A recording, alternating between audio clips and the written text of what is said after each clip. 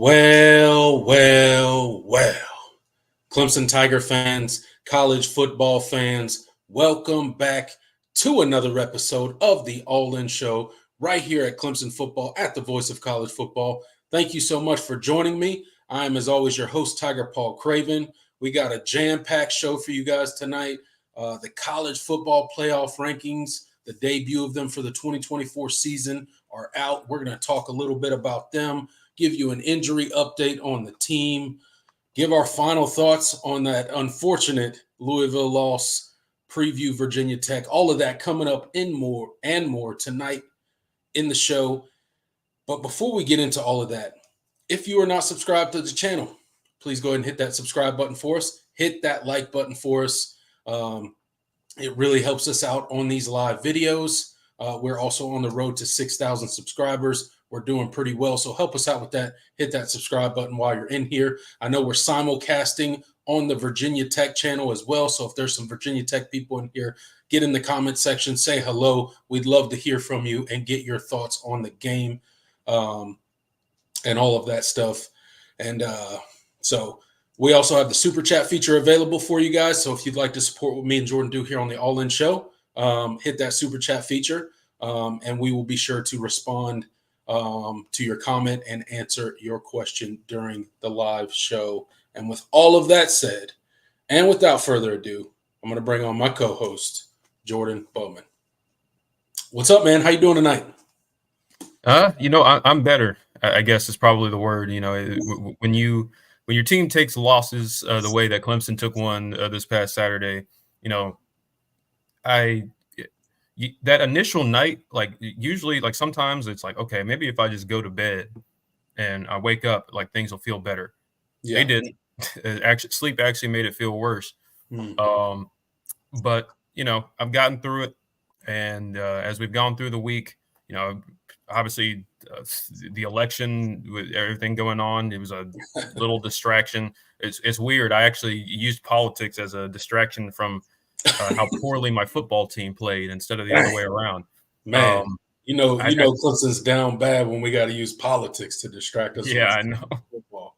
Man. Yeah, it is. We're down bad right now. But I've come out of it with a clear perspective on this team, the program, and there's still a lot of questions that I have, but I'm doing better. And I'm just excited to see how this team responds this weekend. Excited might not be the right word, but I'm interested to see how this team responds. Yeah, it's certainly something to watch. Not only will Clemson fans be watching it, but I think a lot of college football fans across the country will be interested to see what the Clemson Tigers trot out onto the field this Saturday against Virginia Tech. Certainly going to be interesting. A lot of questions to be answered by this team going forward. We'll get into all of that as we go throughout the show tonight. Just because we're simulcasting on another channel tonight, obviously the Virginia Tech fans will probably have a couple in here. So just so you understand me and Jordan's format here on the All In Show, we have a planned portion of the show where we'll go through a series of topics and we'll discuss them. You guys get into the comment section, start chopping it up in there, talking amongst each other. And at the end of the show, me and Jordan will turn it over to the comment section and let you guys drive the show for the last portion of it, however long we have available after the planned portion of the show. So that's kind of how we'll run it. So go ahead and hit that like button for us. Get into the comment section. Get your questions. Get your comments in there. Virginia Tech fans, if you're in here, go ahead and let us know what you guys think about the game and what you feel good about Virginia Tech heading into this game against the Clemson Tigers. Hope everybody had a great week. I know you mentioned the election, Jordan. Glad that is over. I know we talked about it last week. We finally don't got to see political ads anymore on our TVs in between our college football games, although it might have been somewhat of a welcome distraction from the predicament, whatever you want to call it, that Clemson football finds itself in. But, certainly been interesting. We've been a busy week, but looking forward to the show tonight. Yeah, me too, man. I'm ready to get into it. All right, so without further ado, let's go ahead and hop into the first topic of the night. And Jordan, We're going to kick it off with the college football playoff rankings. Obviously, this is the debut of the college football playoff rankings in the 2024 college football season, right? Heading into last week, we probably thought Clemson had a good shot to look pretty nice in these rankings. Obviously, Clemson checks in at number 23 overall in the college football playoff rankings.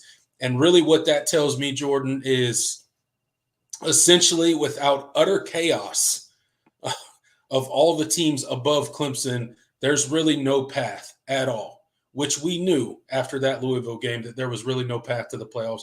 But you see truly what the College Football Playoff Committee thinks of the Clemson Tigers, what they think of our resume so far, which is not very good. So what were your thoughts on the number 23 ranking that Clemson received, about where you thought it was, lower, higher than you thought it was? What were your thoughts on that? And then some of the other rankings that may have surprised you throughout the top 25. Yeah, I mean, I think for Clemson, it really just came down to resume. I mean, we've talked about it. I mean, that Louisville game basically it was your second data point where you played a team that had at least comparable athletes to you, and you didn't look good at all. You were at home, night game, all of that. You had everything going for you, alpha bye week. So, I think from the committee standpoint, it's like, okay, they're 6-2. So, I mean, we got to put them – we probably have to put them in there because, the record is top 25, at least just from the naked eye. But they have not looked good in either of their two losses at all. So, I mean, I think that's really all it came down to. I wasn't super shocked. I know the AP has Clemson at like 19. So, but I think 23 is probably about where they deserve. They're one spot behind Louisville, who I think might be a little underrated. But, they have 3 losses, so it is what it is.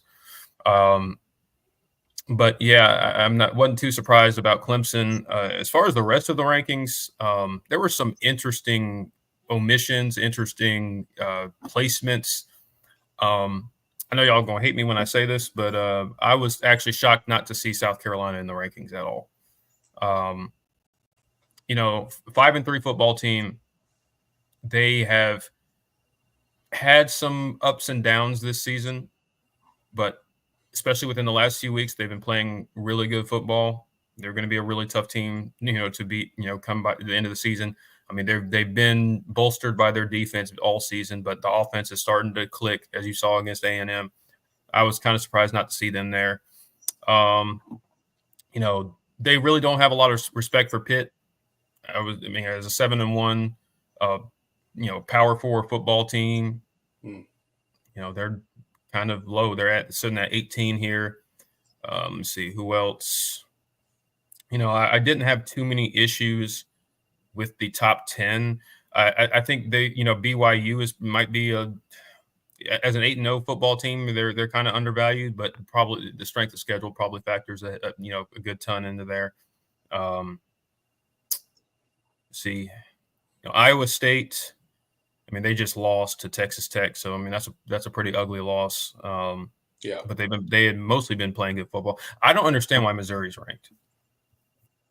That is one of the more puzzling ones that I saw. Just at first glance when you look at the college football playoff rankings,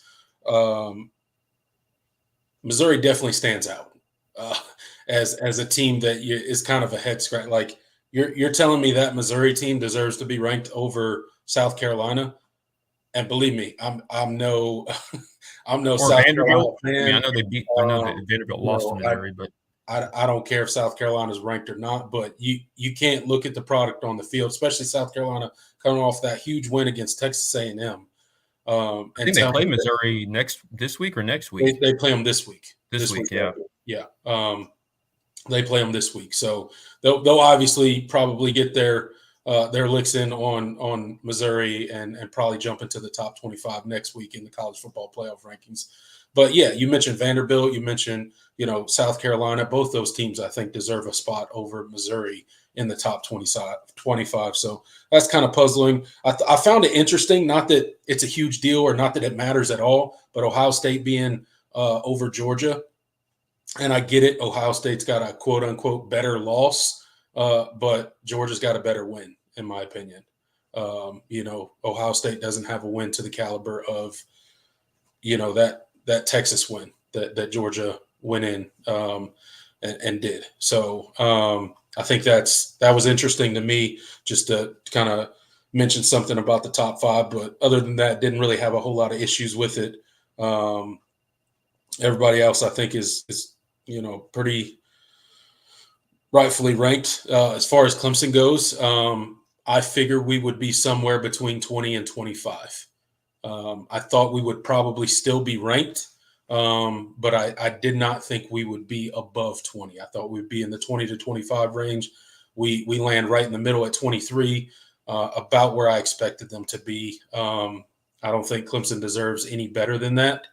And I think they're rightfully ranked. I don't think they really deserve to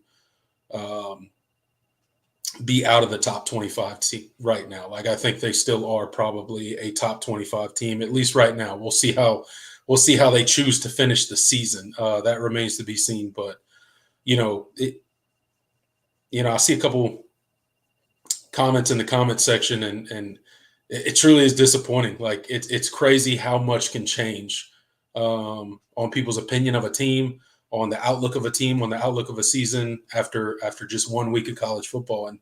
And as unfortunate as it is for us as Clemson fans right now, and as much as it hurts and as much as last Saturday sucked, this is part of what makes college football so great and so entertaining. And fans get so emotional and argue and talk trash about it. This is why, because stuff can drastically change from week to week. And Clemson's a team right now that doesn't control their own destiny. They need a whole lot of help. There's no path to the playoff for them. If you're ranked in the 20 to 25 range right now, you're not getting into the playoffs. I don't care what happens. There's just not a path really in my opinion. Unless Clemson finds a way to backdoor their way into the ACC championship game. Yeah, that's the only. They have to win it. Yeah, you would need, and in order for that to happen, what? Miami or SMU would have to lose 2 games? I believe so, because they both have, as far as common opponents, they both have a win over Louisville. They both have a win over Louisville, and Louisville beat us. So we would need one of those 2 teams to lose 2 games. Look at their schedule. There's not 2 losses. There's probably not a loss for either of them on their schedule. There's certainly not 2 losses. No one would predict either one of those teams to lose two games going the rest of the season. So there's really no path other than, a complete meltdown by one of those teams, and Clemson backdoors their way into the ACC championship game. And even then, they would have to win that ACC championship game to get that automatic bid, because they would not be an at-large if they lost the ACC championship game. That ship has sailed. Your resume is not nearly strong enough. The only 2 teams that you played that could actually push back against you, you got utterly dominated by.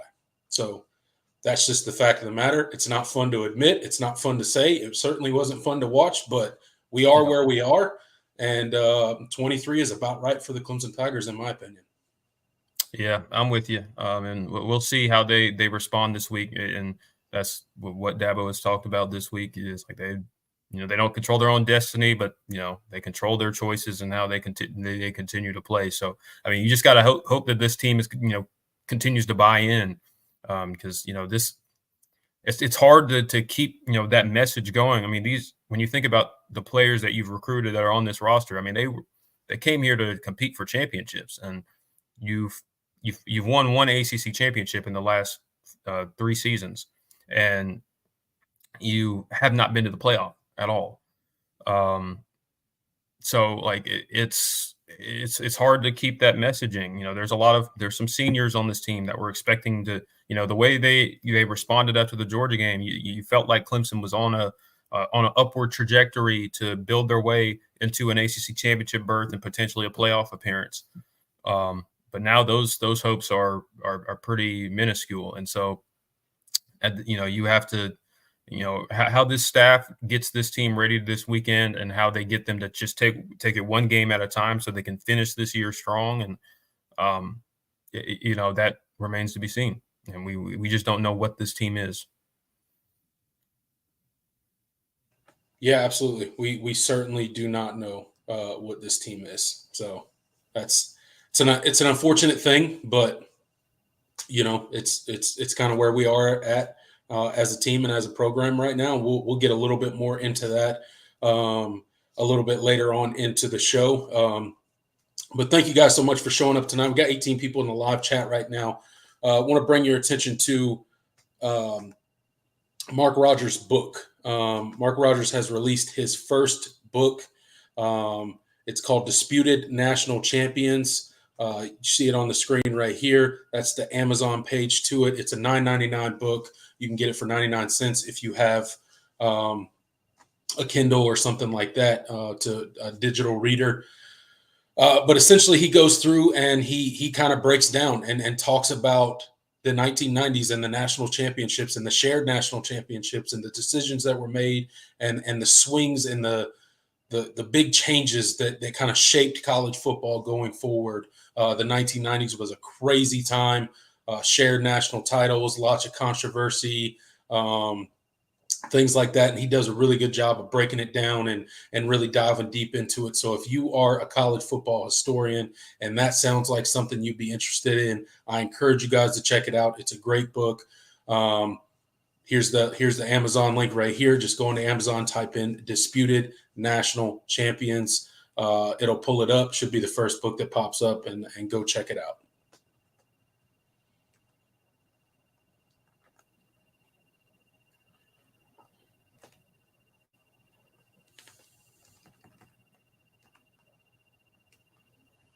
Sorry, I'm struggling with these things right here. Yeah, the StreamYard is always. StreamYard is a mess. This stuff needs to be cleaned up a little bit, but it is what it is. Too bad we ain't got a producer like some shows, right? We can just sit on here and talk, and the banners pop up for us. But thank you for the 22 people in here right now. Hit that like button while you're in here. Really do appreciate it. Moving right along, Jordan. Who is Clemson? Pretty simple question. Not a simple answer. As you know, Clemson lost to Louisville last week. 33-21 was the final score. But that score looks a whole lot closer than it really was if you watch this team play against Louisville last week. We got dominated in the trenches at times. Our offense looked stagnant, looked confused, looked like they could not get going at all. The run defense was absolutely atrocious for most of the game. It was just bad all the way around. And Clemson started the season, right? Everybody can go back to the Georgia game where, we played Georgia tough for a half, and then, the floodgates opened in that second half. Ended up losing 34-3, 31-point loss there. And then we just rattle off a whole bunch of wins, right? And everybody was talking about, wow, this Clemson offense looks a lot better. The growth is evident. Cade Klubnik looks like a different quarterback. The wide receivers are getting separations. The explosive plays have returned to Clemson. And then Saturday happened. And it looked like we had gone back in our shell. It looked like we had regressed to the offense that trotted out there week one against Georgia. It looked like we had regressed and trotted the same offense out there that was the 2023 Clemson Tigers. So my question to you, Jordan, is who is this Clemson team? What are we going forward this season? So I'm going to pose to you a multi-layered question, okay? So first, I want you to outline what should Clemson's fans' expectations be for the rest of this season and this current state of Clemson, this current team that we have in 2024, after seeing what happened to them against Louisville, after seeing what happened to them against Georgia, somehow marrying that up with the domination in between those two games. What should Clemson's fans expect going forward for this season? And then once you answer that, we'll go a little bit more broad. Yeah, it is a tough answer, really, because this season has been so weird in terms of the vast dichotomy between performances. You have the first week against Georgia where you couldn't get anything going on offense, and then The second half you got bludgeoned defensively. Then you go on that 6-game winning streak, and you're putting up a bunch of points and a bunch of yards, hitting explosive plays. Cade Klubnik is playing the best football of his career, but you're playing, bad to mediocre defenses, and you were doing what you were supposed to do, and that was one thing that we emphasized. I mean, you have to give credit when teams take care of business, and this team largely did. And of course, even during that winning streak, we talked about the lapses that this team was having defensively that we saw reared their ugly head on Saturday. And so it's really hard to, and then you have Saturday where you regress back to the things that we have seen from this Clemson team in previous years, plus a really poor defensive effort. And so now it's really hard to marry the two and figure out kind of where this team's actual baseline is. Is this team more closer to the team that we've seen against Louisville and Georgia? Probably, honestly, when you've played two teams that have similar athletes to you, or was last weekend in particular, was it just a blip? And that's not representative of what this team is against, non-top 5 teams. And so I think for Clemson fans, I think the expectation, just based on what we've seen, until this team proves that they can match that level that they played at during the 6-game winning streak against better teams. I don't think the expectation is that you win out, and that hurts me to say, because I think on paper, from a roster talent standpoint, you have better players than the rest of the teams on your schedule, but we just have not seen this team play up to its potential. So now for me, I tend to think that they'll play better this weekend, and we'll get into it. But I can't marry myself to the hope that this team just wins out the rest of their games and they go through unscathed. Like at Pitt, you still have to go. You still have to do next week. And then, of course, you play the Citadel. I definitely expect that to be a win. But then you have that home game against South Carolina, which at this point looks the most daunting of any of these games because they're playing at a really, really high level defensively. And you've shown that even against teams that have some issues offensively, you can surrender points.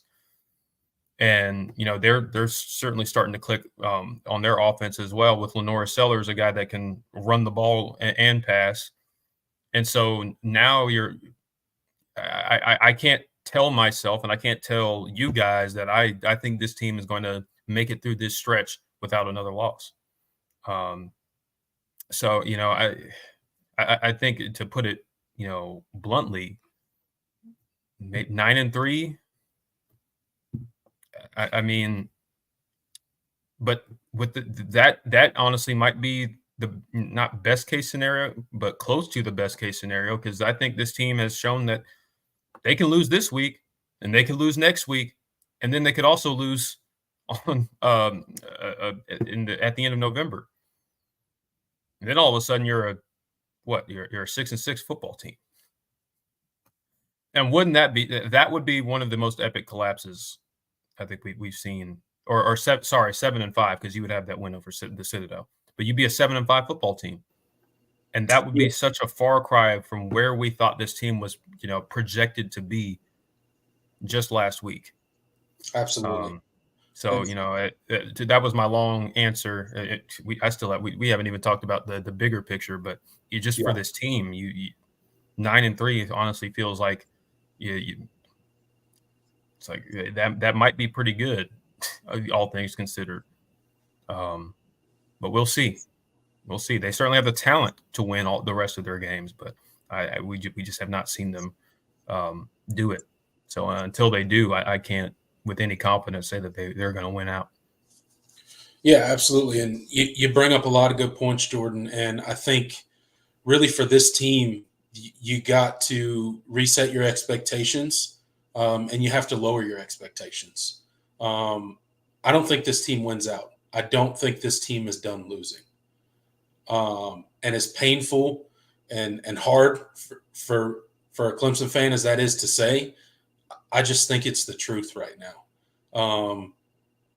Because I have no reason to believe that all of that growth that we saw between the Georgia game and the Louisville game, I can't believe that was all real. I have to believe that some of that, at least some of that, was due to poor competition, bad defense. I have to, because the only two teams that you played that essentially could push back against you, you got dominated by. And I know everybody wants to bring up the 450 yards, but go look at when Clemson put up those 450 yards. That was like all in the fourth quarter. I think you were sitting at like 170 something. Yeah, in the third quarter. It started with a 6-minute drive where Clemson marched down. It was like 9, 10, 11 plays, whatever, block field goal. And then they march it down again. Another 12-play drive, another 6 minutes off the clock, finally punch it in. At that point, you were playing right into Louisville's hands. They wanted you to methodically, slowly go down the field and grind clock, and that's exactly what Clemson did. Louisville was letting you do that. You didn't suddenly figure out some things on offense. I don't believe you did. I think you were just playing in the Louisville hand, and they were more than happy to step back, keep the ball in front of them, keep you in bounds, keep you chewing clock, and just using the clock against you. And that's exactly what they did. And, yeah, you chewed up a lot of yards, and you put up 2 fourth-quarter scores, but at the end of the day, they didn't mean anything. So as far as expectations for this team going forward, I think throughout the season, probably even us on this show, we allowed those expectations to grow quite a bit of where this team could be. We thought this team had the potential of heading to an ACC championship game and then ultimately the 12-team playoff. All of that stuff's out the window. We already laid it out. In order for Clemson to get to the ACC championship game right now, they would have to have either SMU or Miami lose 2 games, because SMU and Miami both have wins over Louisville.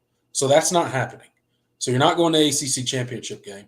And without winning the ACC at this point with your current resume, you're not going to the 12-team playoff. So playoffs is out the window, ACC championships out the window, barring some crazy collapse by either SMU or Miami, right? So expectations going forward. And we'll get into this game, so I don't want to get too much into it, but I think Clemson will play pretty spirited this weekend. I think they will play with a lot of fire, a lot of effort. But I'm not comfortable saying this team is done losing this year. The only game that I'm 100% comfortable saying Clemson will win is the Citadel. The other 3 games, anything can happen. This Clemson team is truly showing that they are a middle to upper ACC team. And that's not good. That's not good. We thought that this team had a potential to have a spot in the playoffs, and that's not going to happen. They're not good enough, first of all. It's not even just the games that they've lost. They've proven that they don't belong in that 12-team playoff. We are not there right now. So going forward, my expectation is pretty low at this point. I'm going to be completely honest. I feel that we can lose any of the 3 remaining Power 4 conference games or Power 4 opponents that we have left on our schedule. We could go up and lose to Virginia Tech this weekend. That could absolutely happen. They can run the ball pretty well. Guess what? Our defense is not real good at stopping the run. We're allowing over 4 yards a carry on the season. It's not good. We got to stop making excuses for them. They're just not good. Pitt, you could definitely lose to Pitt, and you could certainly lose to South Carolina. They're playing a whole lot better, much better than we thought that we thought that was going to be a relatively easier game at the beginning of the season, but they've obviously developed. They've obviously gotten better throughout the season. They just got finished, beating up on Texas A&M. So I don't at this point in time, you don't feel great as a Clemson fan. But Jordan, I want to kind of flip it, and we've laid out our expectations for the rest of this season for this current team. I want to talk a little broad picture. This is a very popular topic in the sports media this week, whether it be mainstream media, YouTube, whatever the case may be. Tons of people are talking about this. They're talking about Dabo Swinney. They're talking about this Clemson program as a whole and where they are heading. Last national championship won was Clemson back in 2018, right? Trevor Lawrence. And then, it's there's been regression. There's been clear regression of the program. So, Jordan, a lot of the talk has been obviously transfer portal. A lot of the talk has been NIL. A lot of the talk has been coaching hires. A lot of the talk is, the way the program is run, so on and so forth, right? What are your thoughts on where Clemson is heading long-term as a program? What does it look like? How much regression has truly happened? And is there a path for Clemson to truly turn the corner and start climbing back up that mountain that we have clearly tumbled down? Yep. Another great question, and another one with a lot of nuance. I don't want to I don't want to rant again. But I mean, the reality is, you asked how much regression has happened. I mean, it's been a significant when you're talking about in reference to the playoff years. I mean, this program is nowhere close to that level of play. I mean, the recruiting is not that much different, but the results on the field couldn't be any more different. Well, they could take. I mean, you could be Florida State, I guess, but you're not playing at a level that comports with the level of athlete and talent that you have on this roster. And so it's clear Clemson is no longer one of the elite programs in college football. I mean, that's been true for a few years now.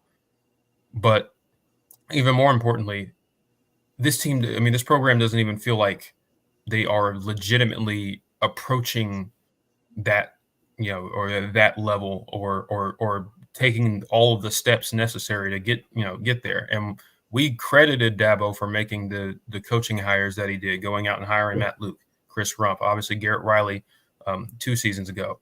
Yeah. But we're still not the level of play, the level of, I don't want to say the level of buy-in, because I still think most of these kids are pretty bought in. Yeah. Just the vibe around the program doesn't feel the same as it did from 2015, even really before that. And now we're at a point where this, your playoff dreams are essentially dashed, barring a lot of things falling your way and you taking advantage of it. But talked about how your recruiting class has been chipped away at. You had a nice addition with Jordan Young and of course Gavin Blanchard over the weekend. That was cool, but that also came with the decommitment of top 100 defensive back Grayson Littleton. We've talked about the issue, the lack of transfer portal usage, and I don't prescribe a lot of the blame to that necessarily.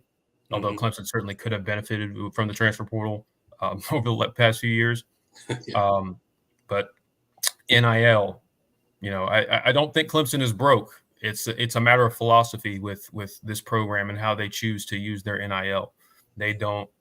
They honestly, in some instances, overemphasize roster retention and not enough in terms of talent acquisition. And so just all of these ancillary things that have just kind of they haven't completely cratered, but they've fallen to such a level that you are unable to get out of your players what you once were able to, at times with less talent than you have right now. Yes. So, I don't think that as far as the long-term projection of this program, I will never think that Clemson is going to be terrible. Like I don't think the way Clemson operates, I don't think they'll ever be a 6-6, 5-7 or worse type of program. I think they're always going to be, as it stands right now, I always expect them to win, at least 8 games. I feel like it would, but and of course they have the potential to win 10 plus, but they don't. I can't project this team to ever get to that point where I feel like, okay, this is a true playoff national championship caliber team, with just the way they're operating. Something's got to change. Yeah. And I don't have all of the qualifications. It's ultimately up to Dabo whether he wants to make those changes. And he's been willing to the past couple of off seasons. But at a certain point, it's like, okay, well, you keep retooling season after season, but the results are still not getting there. So it's like, okay, well, what do you do? And because he's made the changes in the coaching staff, but as far as how he operates the program, there's still a lot of things that he has not budged on. Yeah. And so, long story short, this program is, I think they are probably a top 16 to 20 program, maybe top 15. Maybe there's not a lot of programs winning regularly 8 plus games, but not anywhere better and not too much worse. Probably that 15 to 20 range is kind of where Clemson is sitting as a program, I think, right now. And that's just not what the expectation has become here. And and that's not the expectation Dabo has. I know he doesn't like, losing the way he did this past weekend, but these are the results you're going to get with the way things are, the way things are right now. So didn't mean to go that long. I said I was going to keep it short, and then I did a whole doom and gloom spiel, but I think that's the reality. And it's been season after season. It's like, okay, we think we're, maybe Clemson, Dabo did this. Okay, maybe this is going to be the thing that actually gets it back, trending back upward. But then you have another disappointing performance, and all that momentum is gone. And then we're asking the same questions that we were asking last season and the year before that. Yeah. And that really gets to the core of the issue, and part of what kind of makes this such a hard pill to swallow, this game, and kind of just taking a 30,000 foot view of the Clemson Tiger program right now is you do feel like that Dabo has gone out and made some really good coaching hires. You mentioned a Garrett Riley, you mentioned a Matt Luke, a Chris Rumpf. He has let coaches go that we felt deserved to be let go, but the results aren't that much different. And yeah, the offense ran off an amazing streak this year, but we can't sit here and pretend like it wasn't bad competition. And as far as the program goes, I don't know where Clemson goes from here.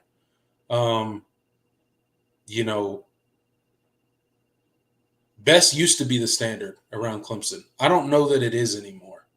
And that's hard to say. And I'm not saying that the coaching staff there and the program as a whole, I'm not saying they don't want to win. I'm sure they want to win.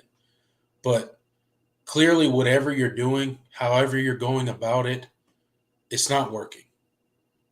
So the tweaks that have been made aren't enough. Something else has to change.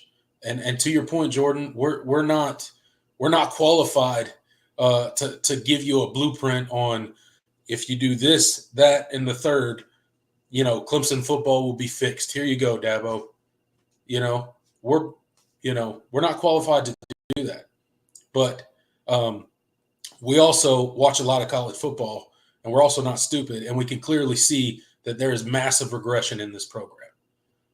The standards that used to be upheld in this program are no longer being upheld. And it's unfortunate. And what what makes fans so mad is that Dabo set this standard. So don't be mad at the fans for holding you accountable to the standard that you told us that we should have. Remember the first time Clemson went to the ACC championship with Dabo Swinney, and all the Clemson fans were going crazy and excited, and he was like, "This ain't the goal." There's where you started planting the seeds of expectations, right? And those expectations haven't changed. We went to 6 straight college football playoffs when it was a 4-team playoff. The only program to do it 6 consecutive times. The only program to do it 6 consecutive times to a 4-team playoff. So for at least 6 years in a row, we were a top 4 team in the country every single year. So to sit here and be like, oh, Clemson fans are so spoiled for expecting to go to the 12-team playoff. Why wouldn't we expect to go to the 12-team playoff? The way you recruit, the conference you're in. The conference you're in is an easier path. The competition you play is an easier path. Remember we talked about the 247 recruiting rankings or talent rankings at the beginning of the season, and Clemson was a top 5 roster in the country? They're still a top 5 roster in the country. Why aren't they performing that way? That's on the coaching staff. That's on development. And I keep talking about you can see depth is a clear issue with Clemson, specifically this year, especially on the defensive side of the ball, right? You see every time Peter Woods leaves the game, the defense looks significantly different. They can't set the edge. They can't run defend anymore. They don't have much of a pass rush. They don't have much of a pass rush this year. They're giving up over almost 5 yards a carry on the season, rushing against opponents. That's not a Clemson defense. So there's clear regression, and I think and it's depth, because you have so many depth pieces leave through the portal every single year, and you're not replacing them with comparable guys. You're going to the high school ranks, and I love depending on the high school ranks. That's how you build a successful football program. But you also have to supplement. I do think Clemson's got to start supplementing through the portal to fill some of these holes. You see the glaring one that we could point real easily to, the low-hanging fruit, if you will, defensive end. It sure would be real nice to have a guy that, you're probably not going to pull the caliber of a Peter Woods, but you could have a guy that could come in there and take some significant snaps, specifically when, Peter Woods has been out for several games already this season, probably going to be out for a couple more. I don't know. We'll talk about that in a minute.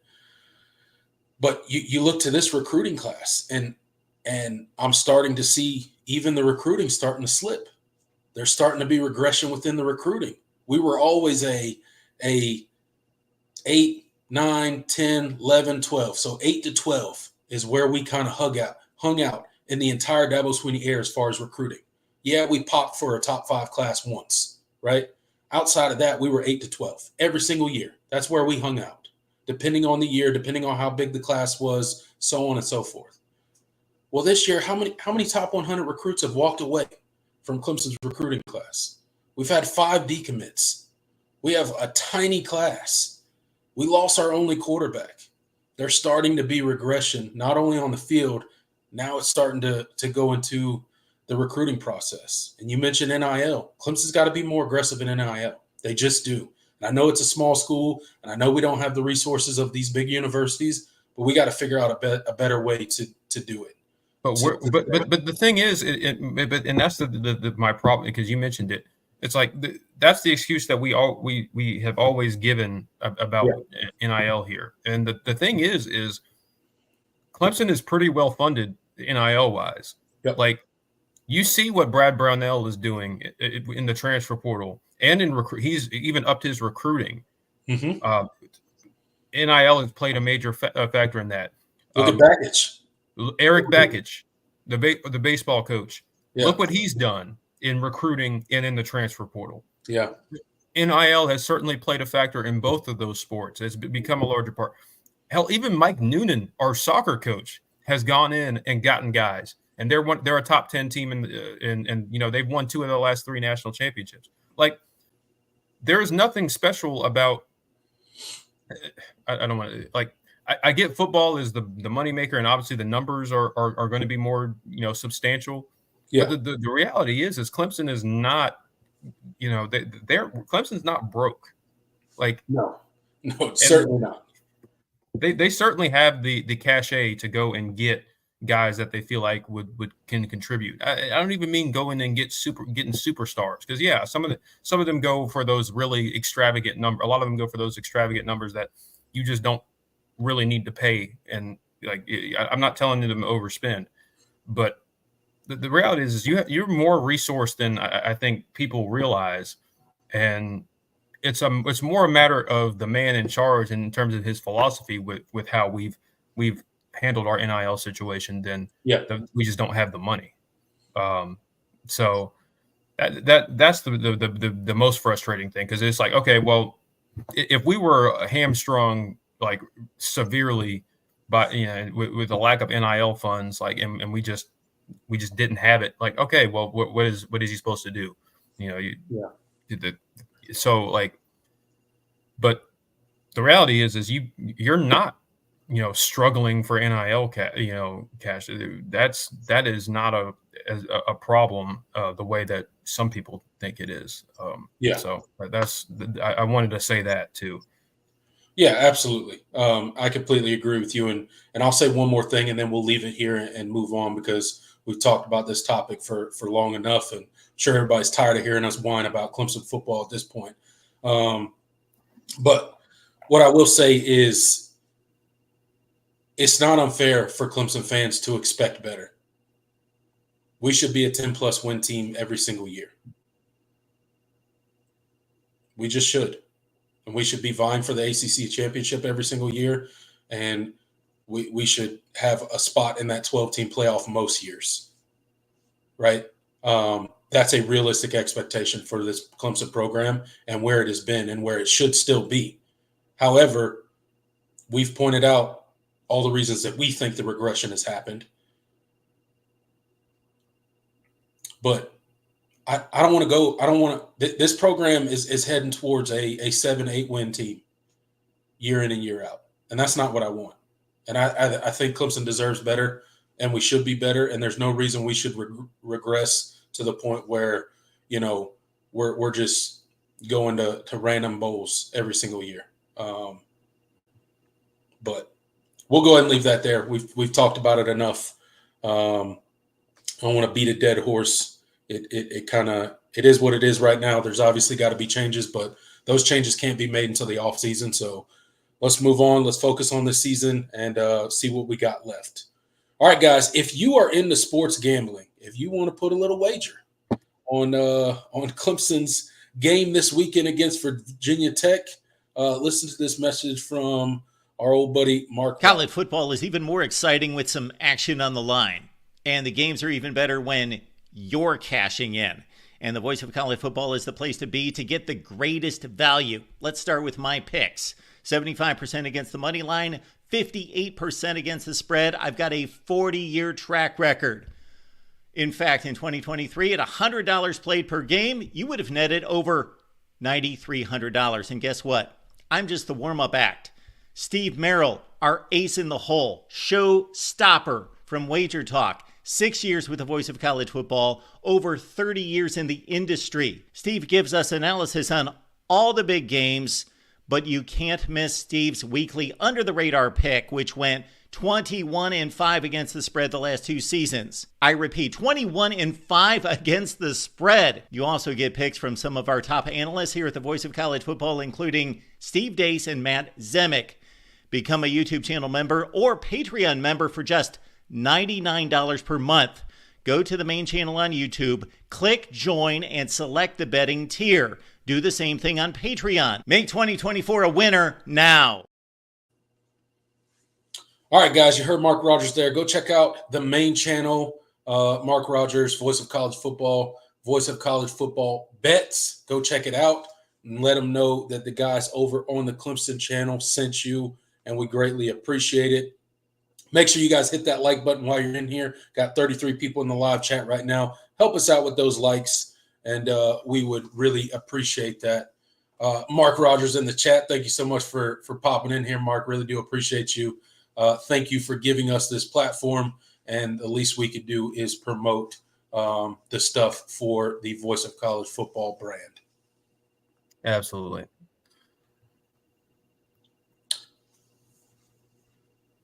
All right, Jordan, moving right along, we're going to put a bow really quickly on this Louisville game. Not going to spend a ton of time here. We talked about it, I think, enough in the post-game live video. If you guys missed that, go check it out. It's on the channel.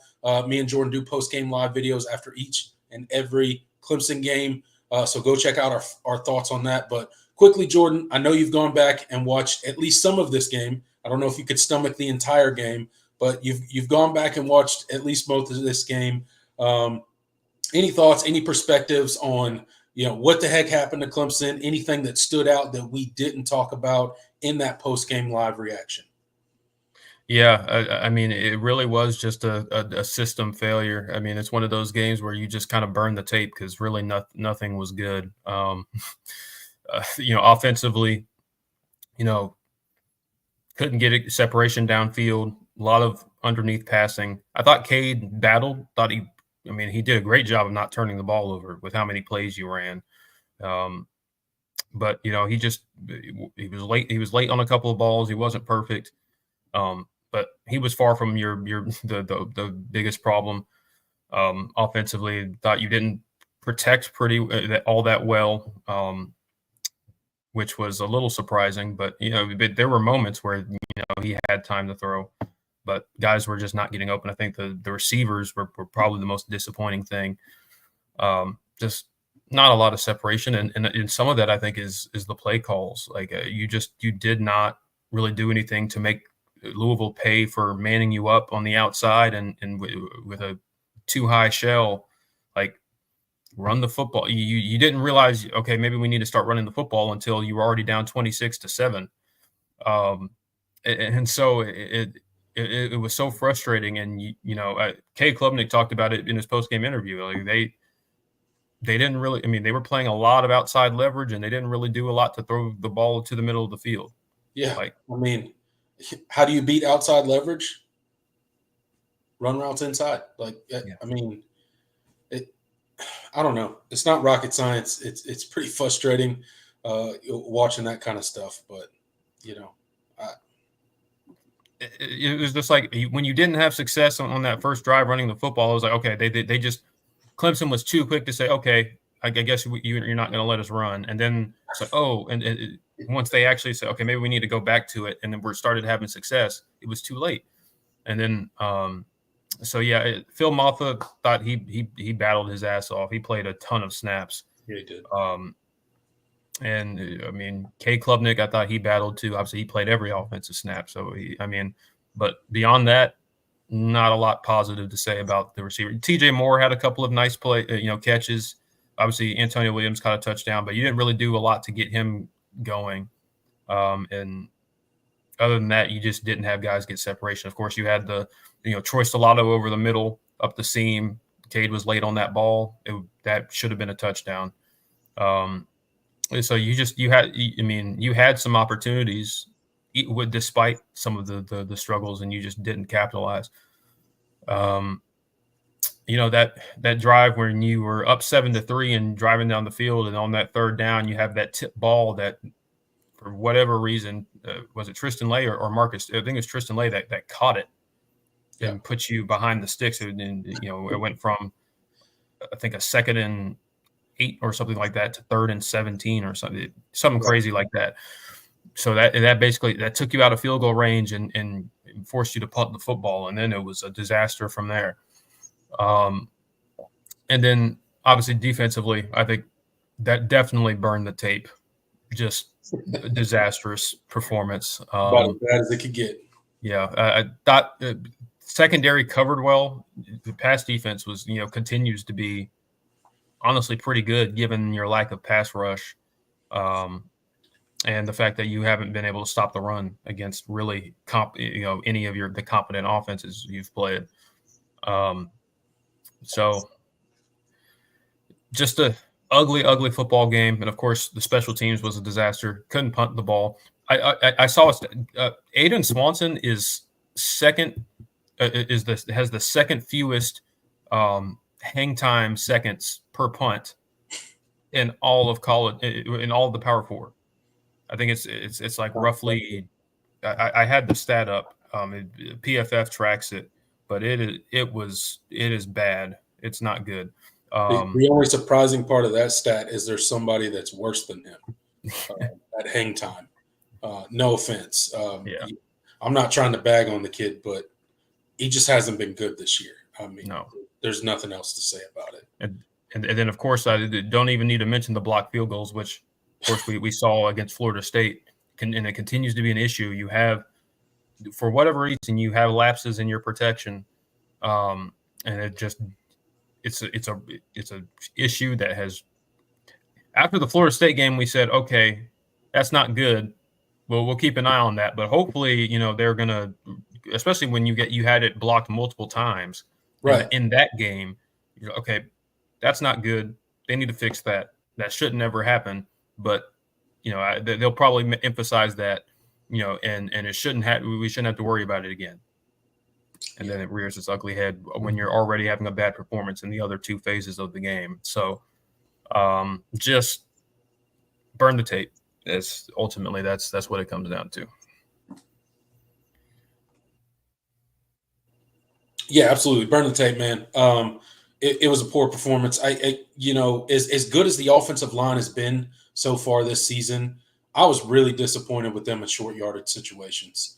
And I know some of that was Louisville doing timely run blitzes and stuff like that, and doing some stuff up front to confuse the offensive line. But I mean, in short yardage situations in that game, time and time and time again, we got blown off the ball. They reestablished the line of scrimmage, and we got virtually 0 yards anytime we were in short yardage situation, which is embarrassing.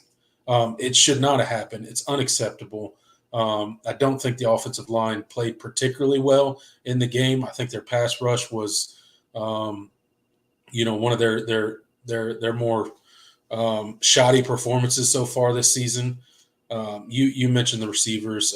It really truly is just a kind of a game you got to turn the page on. Everything went wrong. The special teams, unfortunately, I don't think it's getting fixed. I mean, why should we think they're going to fix whatever that problem is that teams are exploiting with our field goal team? Clearly, they're seeing something that they're able to exploit. Florida State was the first to do it, and now Louisville has followed suit with it. So clearly, it's something. I don't know if it's how they align. I don't know if it's how their blocking scheme, how it's being coached, whatever the case may be.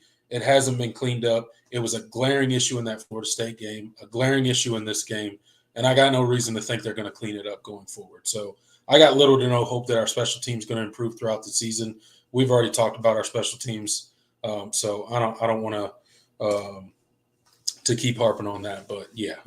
I got no. Well, I'd also just real quick. I'd also wonder how much Nolan Hooser and his kicking. I haven't gotten any sort of clarification, or I don't know if he's kicking the ball too low. I mean, I saw some that was thrown out there. That could definitely play a part, but I don't know. Guys are. But either way, when you have a guy completely fall over. Yeah. When you got a guy looking up at the sky when he's supposed to be in field goal protection, probably not good. Yeah, that's a lapse regardless. So, and you'd be like, oh well, Peter Woods was out, and he's normally in on that team. What is Peter Woods the only dude that can play on Clemson? I mean, does he do everything? Like when we don't have him, we without Peter Woods. Suddenly we turn into a bottom feeder ACC team as soon as he's our fullback. He's a blocker on special teams. Obviously, he plays defensive end. He plays defensive tackle. I mean, look, hey, Peter Woods is a great player, and just throw him out there so he can run routes. Yeah, I mean, might as well. He's the next Clemson fan, but dang, we got to stop acting like we can't win a game without Peter Woods. He certainly makes our team so much better, but I just seen that excuse out there, and I'm like, no, stop it. He's an elite player, but you got to have depth pieces. So I don't know. Special teams is a nightmare for Clemson at this point, and I don't see it getting any better throughout the season. Let's hope nothing comes down to a field goal kick, because boy, not anything longer than 30 yards. You just know it's going to get blocked at this point. It's not even the field goal kicker. It's just that it's never going to get a chance to make it because it's not getting past the line of scrimmage. Nope. All right, guys, check out the Voice of College Football Twitter account for the best in rankings, ratings, analysis. Check out the Voice of College Football X page. There it is right there on the screen, just so you guys can see it. Go over there, follow the page, tell them the guys over on the Clemson channel sent you. Tons of information, tons of rankings, ratings, analysis, all that stuff over there. So go check out the Voice of College Football X page and let them know we sent you over there. That'd be great. And right before we started talking about it, there it goes. The account tweeted out our show. So I gave it a like and a retweet. So if those of you that follow me on Twitter, you'll see it. Give the page a follow because there's a lot. There's a lot that's posted on there as far as live shows within the Voice of College Football Network, and also analysis. And you'll see them in the comments of other college football pages giving the thoughts. So absolutely, see picks over there, see all sorts of stuff over there, and most importantly, no off season. We are a year-round college football organization over here. So help us out, go follow, and we appreciate you.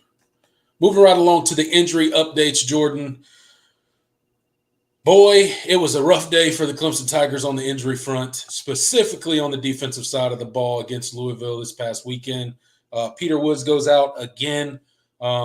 Obviously, Louisville was cut blocking a ton in that game. Looks like he probably re-aggravated that injury that was, from earlier in the season where he missed a couple games. So I think Dabo said he's day-to-day at this point. I don't know if he's going to be ready to go for the Virginia Tech game. Sounds like he could be, could not be, but we won't know until game time because they're either day-to-day, week-to-week, or out for the season. And Peter Woods is day-to-day. DeMonte Capehart, week-to-week. Seems like his injury is a little bit more significant, and he will not return at least for a few weeks. So he is week-to-week. Shelton Lewis is out. Probably for the season, Dabo said. He said he's got a similar toe injury to the one that Antonio Williams had last year, so they don't expect him back outside of maybe the postseason. So we lose Shelton Lewis for probably the season, and then Tyler Brown is still out, still nursing that ankle injury where he had the tightrope surgery. Don't really know if there's any timeline for him returning. Doesn't appear to be. So that's kind of the roll-up of the injuries for the Clemson Tigers. Any thoughts on who we got out heading into the Virginia Tech week, Jordan? It sucks. I mean, the three names. I mean, these are three guys that have started for you a lot of the year, played a lot of snaps. Peter Woods, obviously massive. Hopefully he can go. But you're not going to have DeMonte Capehart, who's been the anchor of your interior defensive line this season, and Shelton Lewis. I mean, I've been complimentary, honestly, for most of the season of the cornerback play, and you just took a hit in your depth, which is still kind of questionable past, Ashton Hampton. Like you have Avion Terrell, Jaden Lucas, Ashton Hampton, Shelton Lewis. That's kind of it. We have not seen very good things when Brandon Strozer has been out there, and your younger guys are just not. They're not there yet. Obviously, you don't have Miles Oliver at all, and Corian Gibson is still coming. He's still coming along in a big way, and he's been. Obviously he was coming off an ACL tear, so you can't expect him to be ready to go necessarily. And you just don't have a lot of depth right now. And so now that's another loss And you're probably not gonna have him for the rest of the season. And I never felt like he was fully healthy this year anyway. So I mean, this wasn't that shocking. It just felt like Shelton was playing kind of banged up a lot of the year. Looked a lot stiffer than he did as a freshman, where he was really, really good in coverage. But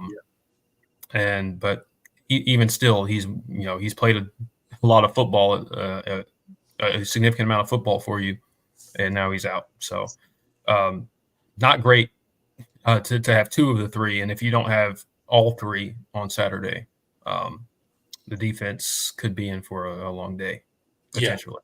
Yeah, it's unfortunate. Wish a speedy recovery to all of those guys. Hopefully they can shake back as soon as possible. I know Trey Williams went down in the game as well, but it sounds like he'll be okay and he'll be a full go this week. So at least we still got him. That's a big part of that defensive tackle room as well.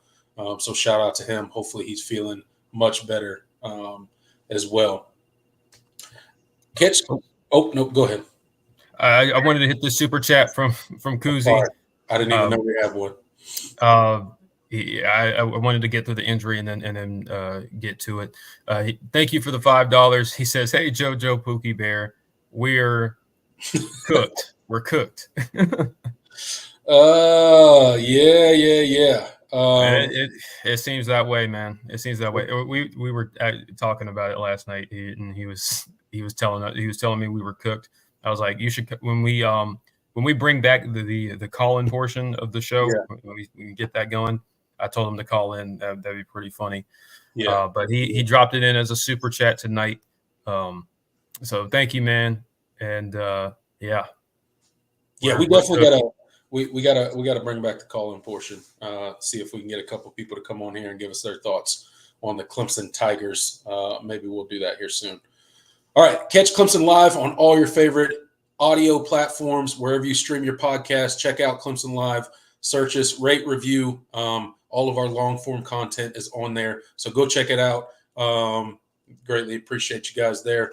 Moving right along, Jordan, we're getting into the show deep tonight, so time to turn the page. It's time to preview this Virginia Tech team. Obviously, we're going on the road to Blacksburg, and going to take on Virginia Tech.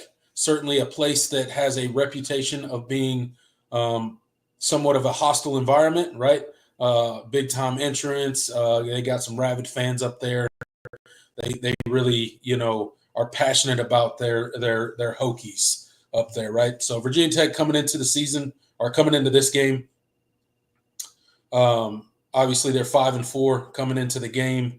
You remember they started the season losing to Vanderbilt. Everybody was making fun of them because, they were supposed to have a pretty good season. They were supposed to be one of the dark horses to kind of compete for that ACC title this year. Didn't end up being that way for them, but Vanderbilt obviously turned out to be a much better team than they typically are. So that loss doesn't nearly look as bad as it was or as bad as it did at the time, and it was in overtime. They actually have 2 overtime losses so far this season. They just racked up another one against Syracuse last week. Some clock management issues there. We'll talk about that as we get into the breakdown. Lost to Rutgers. That's not good. And then obviously lost to Miami, 38-34. Pretty close game. So those are their 4 losses: Vanderbilt, Rutgers, Miami, and Syracuse. What are your thoughts on this Virginia Tech team? Obviously, they're not the team that a lot of people thought they were going to be preseason, but this is still a very good football team heading into this contest against Clemson, and I'm sure they're going to come in. It's going to be a spirited effort. They're going to believe that they can walk into their stadium and put a whipping on Clemson. So what are your thoughts on this Virginia Tech team as we start to break them down and see how they match up against our Clemson Tigers? Yeah, I mean, when you look at this Virginia Tech team, I mean, they kind of remind you a lot of the team you played last week. Not in terms of like play style necessarily, but just kind of how their season has gone. They've had close losses. Their 4 losses have been by a combined 21 points. And obviously the 2 overtimes really stand out losses. And then you had the Hail Mary that was called back against Miami. So, I mean, this is your second game in a row where you're playing a team that, has athletes, the caliber of athlete to give you resistance. And of course, the two games we've seen Clemson play that kind of competition, they have not looked good. But this Virginia Tech team is offensively, it starts with them running the football with their dynamic quarterback, Kyron Drones. Tough to bring down. He's a big guy, but he moves really, really well. And of course, Basil Tootin. Both of them have been kind of nursing injuries this week, but they have, from what I've seen, they have practiced so far during the week. So honestly, it feels like they're trending like they're going to play. So could be it's going to be a tough task for this Clemson defense. But yeah, it starts with them running the football. They do have some nice weapons on the outside, but it starts with them running the football. And then defensively, I think that it starts with their defensive line. This is one of the better Virginia Tech defensive lines we've seen in a while. They've kind of been known for kind of their secondary pieces, but this year their pass rush has been pretty strong, led by Antoine Powell-Ryland. He on the edge, he's the nation's leader in sacks, or he's second in the nation in sacks. This is a really, really good defense. Kind of better against the pass than the run. They have had some leakage in the run game, but this is a very well coached defense that Clemson. They're going to do a lot to try and limit Clemson as far as explosive plays, and so if you see them kind of take from the Louisville game plan, they have the guys that are to do that and to win up front. So I think starting and emphasizing running the football for Clemson offensively will be a big point of emphasis, hopefully, this weekend. Yeah, absolutely, man. This is a tough matchup for Clemson, I think, heading into that stadium's going to be ready to rock and roll. I think it's a 3:30 kick, correct? Yes, 3:30. Yeah, 3:30 kick. So that stadium's going to be jacked up. They're going to be ready to go. They're going to be looking to finally turn the corner and win one of these games against the Clemson Tigers. It's been a while since they've been able to do it. But you mentioned Basil Tootin, running back. The guy's having a pretty good season. He's approaching the 1,000-yard mark on the season, right? Averaging 6.7 yards per carry. I mentioned Clemson's defense and their inability to stop the run at numerous points in time this season. That definitely gives you pause for concern, right? I know you mentioned the injury that he's nursing, but if he's healthy, he could become a problem for the Clemson Tigers, specifically if Peter Woods cannot go and we're struggling to set that edge again. It'd be interesting to see what the Clemson defense decides to do. If they decide to make any sort of adjustments, bring in a third linebacker, Sammy Brown, to try to help set that edge and try to help stay that running game that Virginia Tech's going to obviously try to do. You mentioned Kyron Drones, over 1,400 yards on the season, 10 touchdowns, 5 interceptions.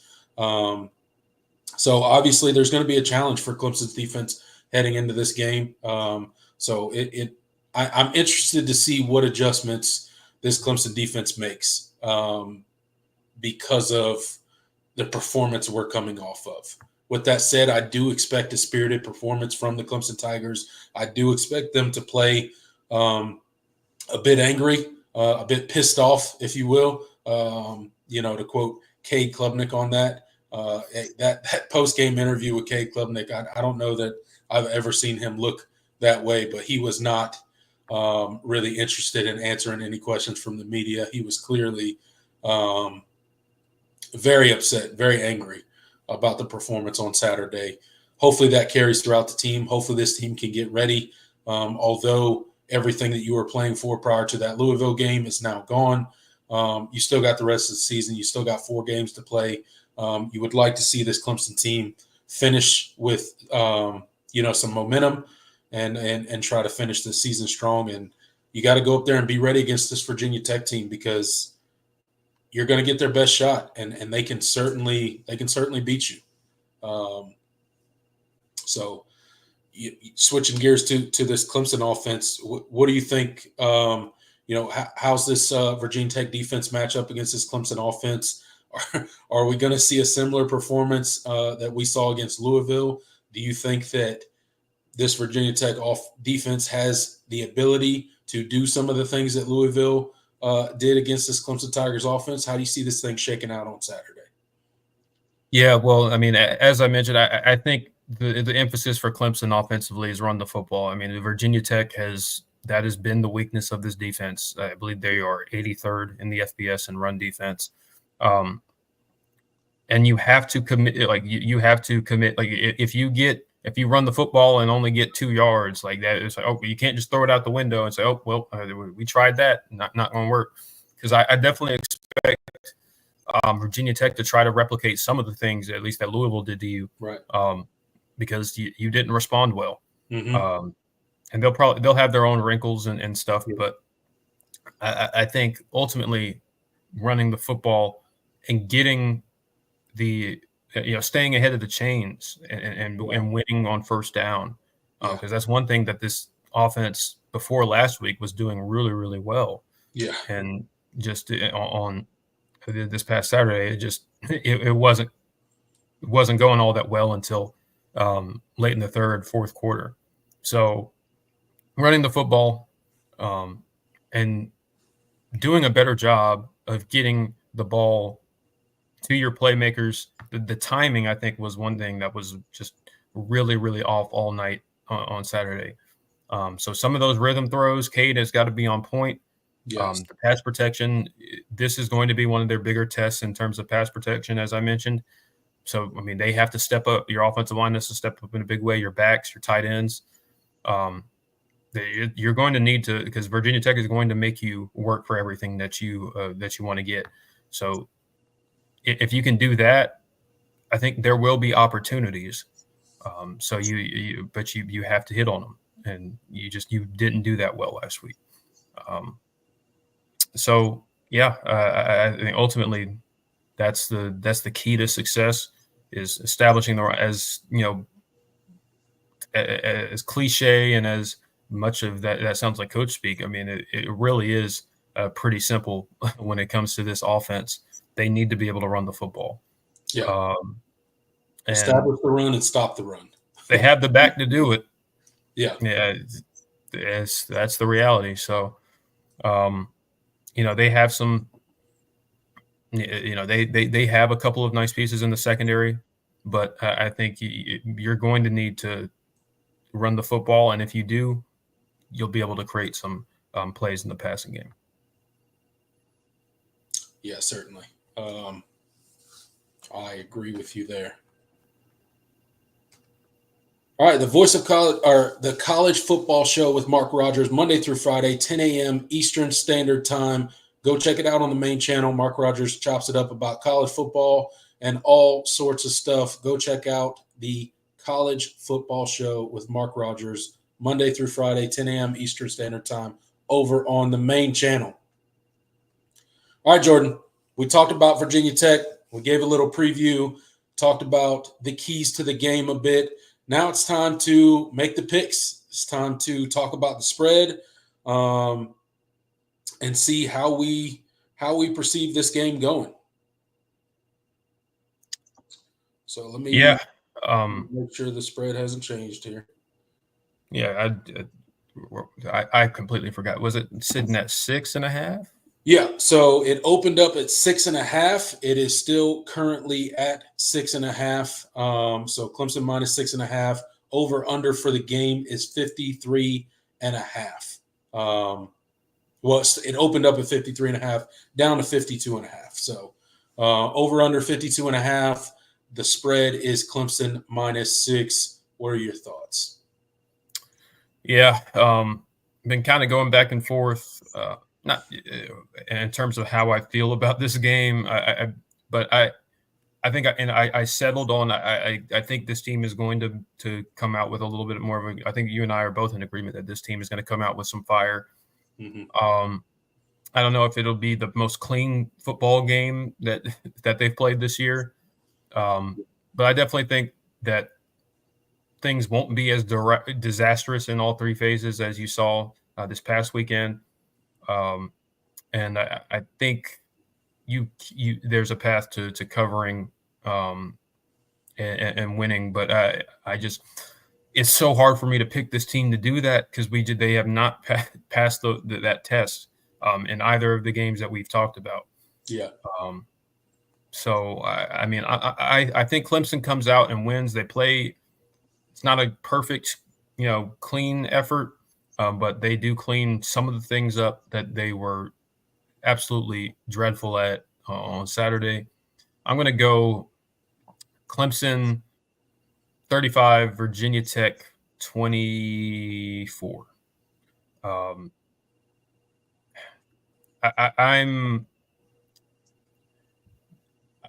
I think Virginia Tech is going to create some plays because this defense is what it is. It is what it is. But I do think they'll be a little bit better in stopping the run. And that should be enough to at least get off the field more than you did on Saturday. But I think Virginia Tech is going to score some points because at this point, I feel like this defense is what it is. They're just they don't have they are not, especially with the injuries that you're going to be dealing with on Saturday. It's just hard for me to pick them to have a really complete effort. So I'm going to say 35-24 Clemson. But I think it's a competitive football game. Virginia Tech they're going to be rocking. That stadium is going to be rocking. Virginia Tech is one of the last teams in the ACC that Dabo Swinney has not lost to. Maybe I shouldn't mention that, but knock on wood. I think it's them, Wake Forest, and I think that's it. I think those are the only two teams left in the ACC that Dabo has not lost to. No, he hasn't lost to Boston College either. I think Boston College. No, he hasn't lost to Boston College. Almost, but hasn't. Yeah, he's had a couple of close ones. Had a couple of scares, but not quite got there. Boston College creeped up a couple times. Yeah. So really, how I see this game going is, I think Virginia Tech's going to score some points. I just don't trust this Clemson team right now. I really don't. I think they're going to come out with a much more spirited effort, but I think it's going to be a close game. I'm going to go under 52.5, and I'm going to pick Virginia Tech to cover the spread. So I'll go 28-24. Clemson wins. So still picking Clemson to win, but a pretty close game. Obviously, 4-point game, just under that over-under of 52.5. Get you with the hook there, if you will. And obviously, Virginia Tech covers by keeping it within 4. This is a team that's played, Miami very close. They got a couple overtime losses. They're definitely a team capable of putting up some points and hanging with the Tigers. And I just don't know. I don't feel comfortable picking Clemson to cover any spread. I know 6.5 is not that many points, but at the end of the day, I just don't trust our run defense enough right now. I'd like to see what kind of adjustments they're going to make, whether they're going to bring in a third linebacker, what the thought process is there with not being able to set the edge, not being able to tackle as well as you're supposed to, not being able to fit those gaps like you need to. And it's been a thing that's been going on all season. It wasn't just the Louisville game. It just looked a whole lot worse in that game. But with that said, we'll see how this Clemson Tiger teams respond. We're definitely going to find out how bought in they still are. We're going to find out what this team's made of. I think it's going to be important for, predicting the rest of the season going forward, seeing how they come out against this Virginia Tech team. So certainly a lot of questions will be answered for either the positive or the negative, I guess, as far as how this team is responding comes out. And our predictions feel like shots in the dark. Like if I had to put a confidence grade on a 35-24 Clemson victory, like I'm definitely on the more positive side based on what we've seen. Yeah. But I'm going off gut. Like it's hard for me to see this team playing that bad 2 weeks in a row. Yeah. But we don't know. We don't know. So if I had to put a confidence score on it, it's probably like a 3. Yeah. 3 or 4 at best. So I mean, this is a game this team could easily lose. I'm a 2. I'm a 2 at best with my predictions for Clemson right now, because I don't know. I just don't know. Like I have zero confidence right now in what version of the Clemson Tigers is going to show up, right? And I believe Virginia Tech's going to come in here and try to get one. So I hope Clemson pulls out the win, but it would not surprise me if Clemson drops another game this Saturday. It just wouldn't. It would not. Hopefully that doesn't happen and our score predictions hold up, Jordan. Almost done with the show tonight, guys. We are coming to a close here soon. Keep in mind, guys, we do the All-In Show here every Wednesday, 8 p.m., right here on Clemson Football at the Voice of College Football. We also do a post-game live reaction to each and every Clemson game immediately following the games on Saturdays. So while you're in here in the live chat, please go ahead and hit that like button for us. It really helps us out, and it just takes you a second. And then consider subscribing to the channel. If you're new here, if you're a Virginia Tech fan, hey, we welcome you in here. You can stick around. You don't just have to be here for the Virginia Tech week. We welcome you year-round here. We do this show every single week. Excuse me, year-round. Like I said, there's no off-season around here. We talk college football year-round. And in the quote-unquote off-season, the part of the year where we're not playing games, we'll sprinkle in a couple other Clemson sports in there that we'll talk a little bit, but mainly Clemson football here on the channel and college football as a whole. All right, Jordan. BYOG or sell, the fan favorite segment. We'll go ahead and end the show with the BYOG or sell. We'll give one apiece, and then we'll turn it over to the comment section, see what they got for BYOG or sell, and then we will turn it over and chop it up with the comment section for a little bit, and then get on out of here. Sounds good. Let's do it. All right. So BYOG or sell. I'm going to go a Phil Maffa stat because I feel like this game should be Phil Maffa heavy. So I'm going to go Phil Maffa.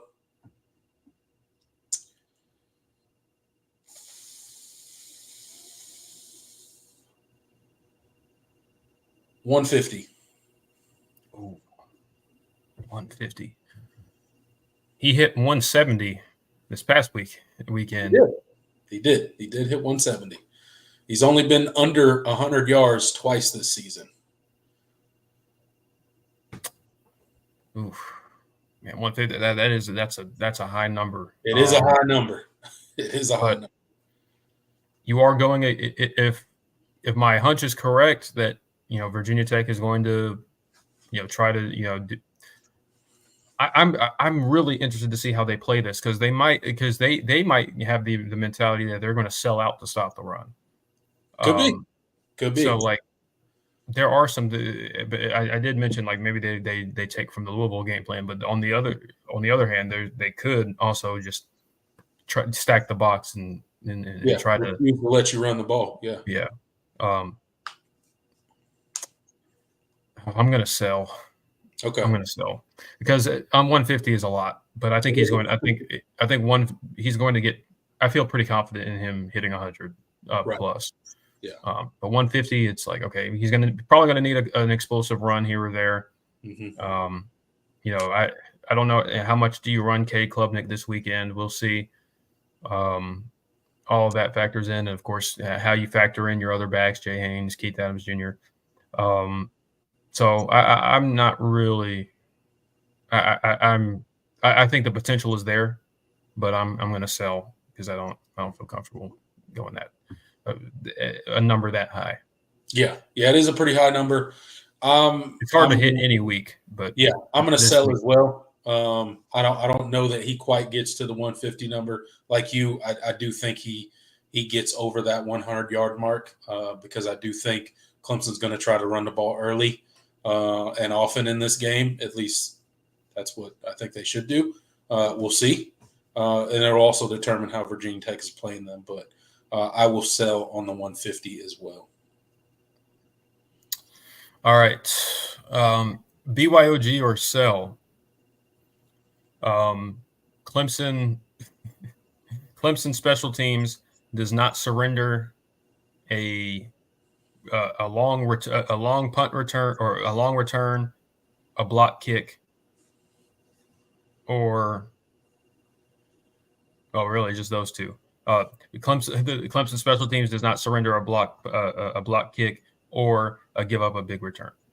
And I guess by big return, I'd say like 20 plus. 20 plus, yeah, that's what I was thinking. I'm selling.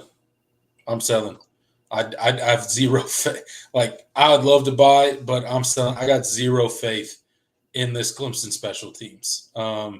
It's just a matter of what mistake they're going to make this weekend on special teams. That's where I'm at. I hope we don't have to kick field goals this weekend, because if we do, I feel certain that Virginia Tech's going to block it. They're gonna hone the long loss Beamer ball and freaking block a kick if we have to kick one this week. So I will sell. Yeah, I think I'm with you. It sucks, but they have, and Virginia Tech is a team. They pride themselves on, historically, they've been a team that prides themselves on special teams, especially under Frank Beamer. I haven't actually looked at their special team statistics, so that is something I probably should have done before the show. Look at me, all prepared. But honestly, it hasn't really mattered, because teams, how good the special teams you're facing is. Yeah. If you don't have a good special teams, don't worry, just play Clemson. Yeah, it'll get better. Oh man! All right. All right, let's get a couple BYOGs from the comment section, and then we will move on to regular comments. Let's do it. Let's see. We got one from Isaac Smith. He says, Isaac Smith says, BYOG or sell. We have one more field goal get blocked this year. Well, I'm BYOG on that one. I'm buying. I'd put money on it. We get another field goal block this year. Yeah. I would put money on it. If that's a prop bet somewhere, somebody should bet that. I don't know how many sports books offer that, but that would be. Yeah, I don't know either. I don't know if any of them do, but if they do, you should go put some money on that. Yeah, they're definitely getting a kick blocked in the next 4 games. Jay has one. He says, BYOG or sell. Clemson gets 2+ sacks on Saturday. Oh man. Mm-hmm. I can't trust this pass rush. You're facing a mobile quarterback. He's elusive, and they use him a lot. They're also a run-first offense. They're not going to do a whole lot of. Peter Woods might play, but he's banged up. Monte Capart's out. Trey Williams is going to play, but he's probably banged up as well. If it's not TJ getting to the quarterback, I don't know. TJ Parker a bust at that point, I think. Yeah. Unless they bring a corner blitz or something like that. It's probably TJ Parker a bust. And Kyron Drones is just. Unless they go to a 3 linebacker look and bring Sammy Brown. He'll get a sack. He's been a good when we've given him opportunities to rush the passer, he's looked pretty good. Yeah. But which that'll be interesting with Shelton Lewis being out and him playing nickel so much this year. It'll be interesting to see if they go to a 3 linebacker look because of that. I don't know. I don't know what they're going to do. I wouldn't hate it. It'd be something different to try. Mm-hmm. John says, but BYG or sell, Stellato will be a big factor in the Virginia Tech game. He should have had a better game against Louisville than he did. I'll buy. What he has. Let me look. I don't know. You started Wesco, you started TJ, you started Antonio this past week. I think, especially with Bryant and TJ, I think they had a couple of. They have times where they don't get open, and it is really, I think it's because of their their release. They're still not all the way technically refined in some areas. And, with Bryant, sometimes it's, especially when teams are playing press man, when they get a hand on him, he's not really going anywhere because he's not very big and physical yet. TJ had some opportunities, man. He should have had a touchdown. He could have had not a touchdown, but a big pass down the sideline. He had some drops. He had some drops in the game. Jake Brennan had some drops in the game. Man, Jake was oh god, he was Jake bad. That was his worst game of the year. That was a bad game. But yeah, I'll buy that because Troy Slaughter only had 2 catches for 12 yards. Yeah. I think he does more than that this weekend. He did put out a hourglass tweet a few days ago that he deleted for. I happened to see it for a couple of moments. I don't know what it means, but that was Gelato did. Yeah, he did. Oh boy. I don't like that. I don't know what it means, but as far as I know, he's still practicing, still working with the team, but that would not be good. Yeah. All right. Last BYOG or sell, and then we'll go to regular questions. Isaac says, BYOG or sell. Sammy makes his first start on Saturday. I'm assuming Sammy Brown. So they're going to start Barrett and Wade. They're the most experienced, even if they're not always playing the best. I'm selling on that. Sammy has really he hasn't really logged more than 20 snaps all season. So yeah, look, unless they're going to a 3 linebacker set, he's not starting. Yeah, and I don't expect. I don't expect them to. I don't know what changes Wes is going to make. I don't know, but something's got to change. Something's got to try something different because it's not working right now. It's just not. You're getting gashed far too often. Like you gotta schematically, you gotta try something different because clearly what you're trying to do, the current personnel you have is just not executing it right now. So. And one thing that I've been really frustrated with is I feel like you haven't been utilizing Barrett Carter the way that you have in previous years. I mean, obviously part of that is him stepping it. Like he has not gotten the opportunities to rush the passer that he did as a freshman, sophomore, and junior. Especially his sophomore and junior years. Like there's big portions of games that like he just feels like a non-factor. Yeah, like, you don't even notice him on the field. Give him an opportunity to get after the quarterback. Like it feels like he's always like in coverage. Yeah, or like I don't know. Let him play. They need to find ways to let these linebackers play more free because I think they're just not. They're lost. They're overthinking. They're slow in their reads. Like they need to find.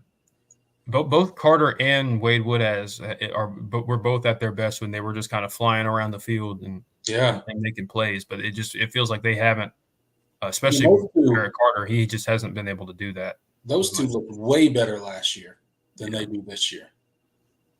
I don't know. It's been disappointing, man. It has. It has for sure. All right, that's going to conclude BYOG or sell officially. We're going to turn it over to the comment section. Hit on. Yeah, we're going to turn it over to the comment section. So get your comments in here. Make sure you hit that like button for us. Make sure you subscribe if you're not subscribed already. Welcome the Virginia Tech fans to get in here and comment. And let us know, guys, also, if you would like us to bring the call-in show back.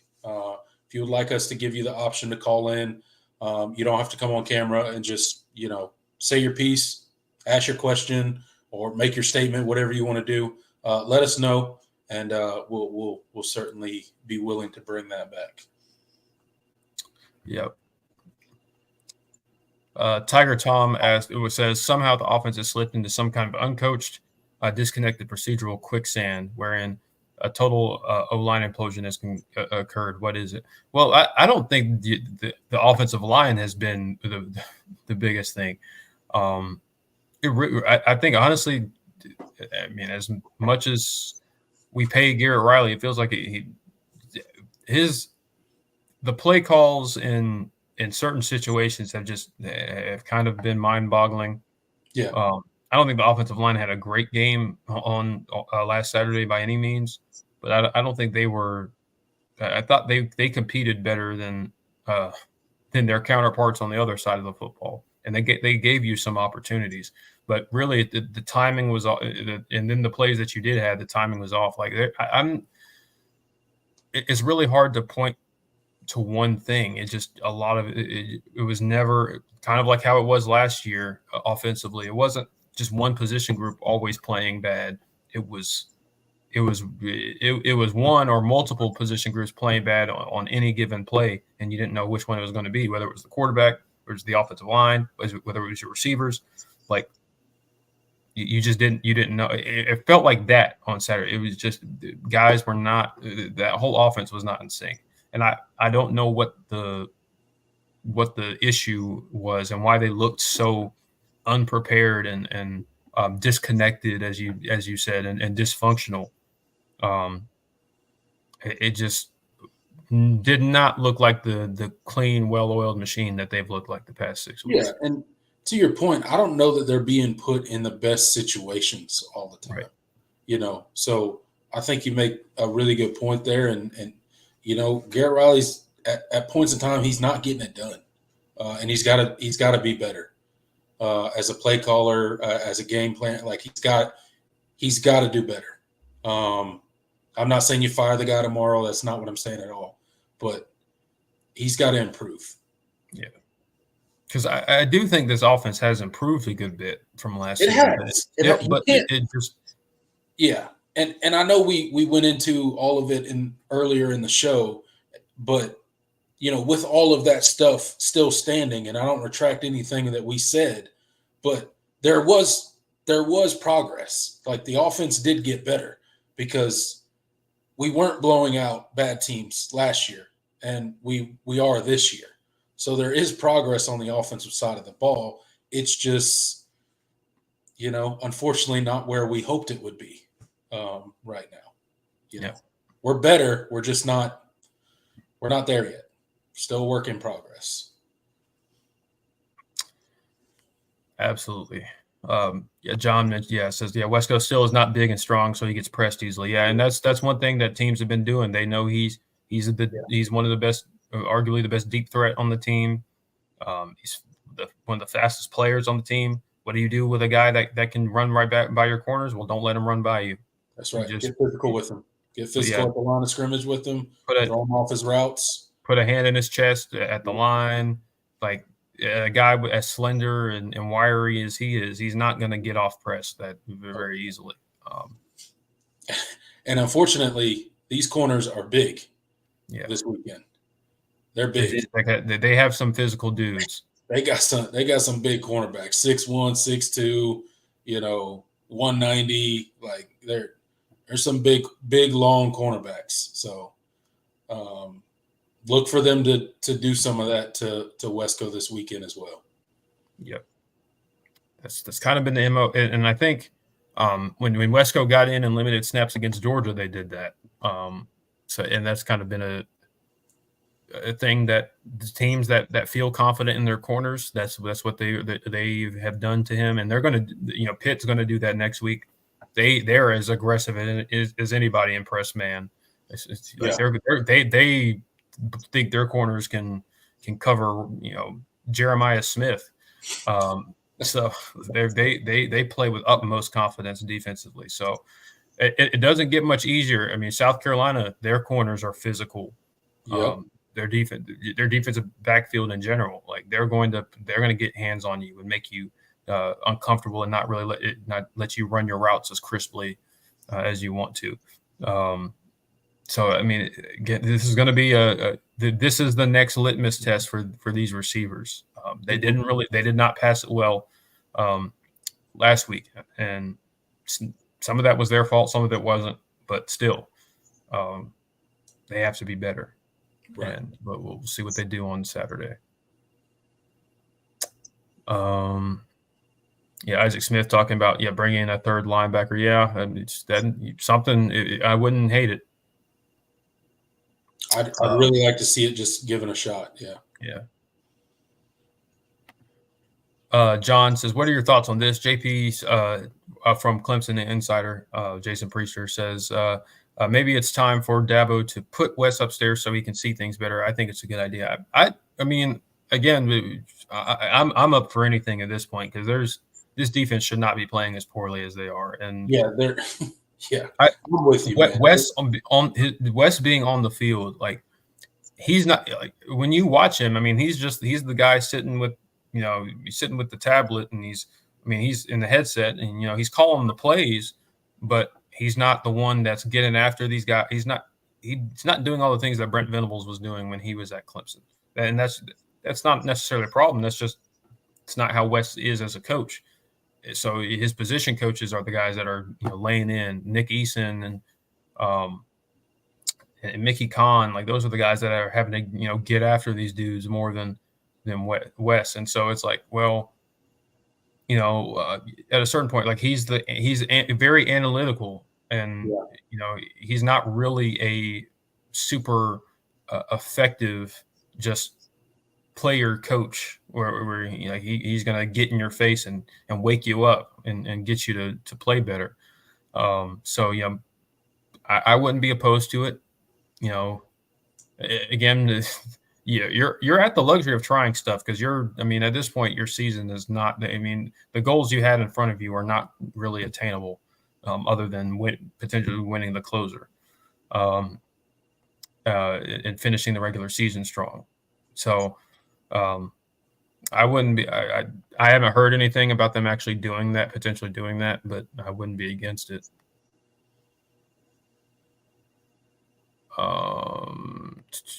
Isaac says, "Was Wes upstairs when we had Venables? Can't remember. I believe so. I'm not actually. He was an analyst. Yeah, he was an analyst. So, I don't know if he was up in the booth. I don't know where he was, honestly, but I know he wasn't allowed to be on the. Well, no, I feel like I saw him at times. They can be in the booth, right? As analysts? They can be in the booth, but I was trying to think about whether. Yeah, I don't think he wasn't on the field. I don't think he was on the field. He was probably up in the booth, I would assume. Yeah. I don't know. Yeah. You don't really see. Though, like when they show, Tony Elliott was up in the booth as an offensive coordinator, but you never really saw the defensive. Analysts all that much. So I'm not actually, I can't remember. That's a good question. I'm not sure. Austin's in the chat. Our resident Louisville fan, he says, "What's up, guys? Go Cards!" Shout out to your Cards. Yeah, congratulations, man. Good game. You guys deserve the win. Yeah, definitely outplayed us. Yep, embarrassed us in the Valley. So. That's a tough pill to swallow, but hats off to you. Absolutely. Thanks for showing back up, man. Appreciate you. Love for you to stick around for the rest of the season. Martin asks a good question. He says, "Can you guys explain the path to the ACC title game?" So, you're sitting at 5. You're sitting at 5-1 right now. Obviously, there are still 2 undefeated teams in the league in SMU and Miami, and the fact that they have a win over a team you lost to, so you would potentially need one of them to lose twice. Now, ideally, from what I understand, I think if both Miami and SMU lose, it's not necessarily the loss to Louisville doesn't matter, because when it's a 3-way tie, it's strictly conference record of your opponents. Yeah. So it's not like I don't believe it's a common. They go to common opponents unless it's a 2-way tie. Yeah. Yeah, I think you're right about that. So I think best case scenario for you is for both of them to lose a game. Yeah, I think that's the only realistic And scenario. make it a 3-way tie. Because neither team is going to drop 2 games. Yeah. So that's not going to happen. But if you could, I guess it's more probable. Yeah. Than one of them dropping 2 games for both of them to drop a game. Now, do I believe that's going to happen? No. So the path is bleak to the ACC championship game. Obviously, we have no control over it. Clemson's got to focus on getting out of Blacksburg with a win, and then beating Pitt as well. Obviously, we got to win out our ACC schedule, or it really won't matter. But yeah.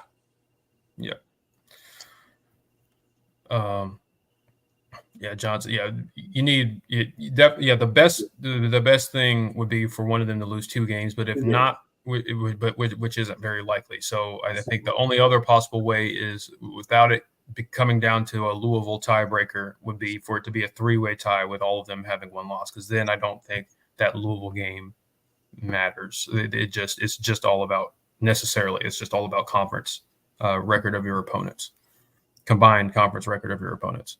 Yep. Or win percentage, I should say, because they have to describe it as win percentage because sometimes games get canceled and all that. So, yes. Johnson said anybody can be on the field now. There's no limits. Yeah, there's no restrictions. But we were talking about with Wes, like back in 2021 or that's before. That's when they could only have 11 on-field coaches. Yeah, including the head coach. Yeah.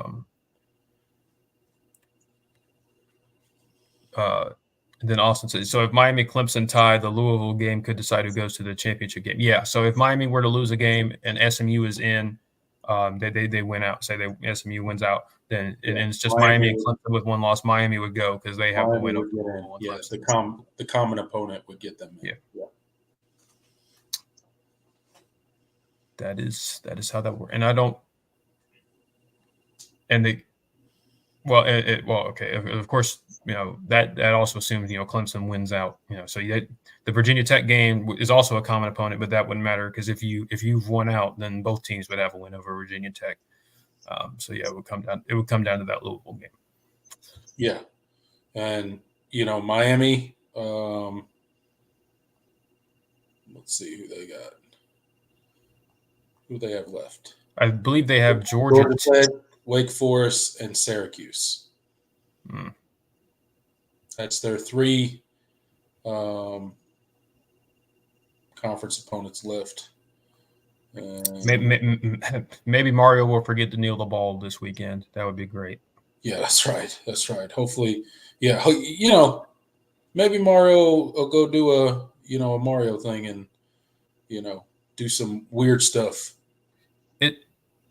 I think Cam Ward has made that team Mario proof in late game situations. Because the dude can literally just score anytime he wants to. Miami would have probably lost 3 games by now, at least without Cam Ward. More probably, but the amount of games that dude has come from behind and won, it's crazy. Your future Heisman winner for sure.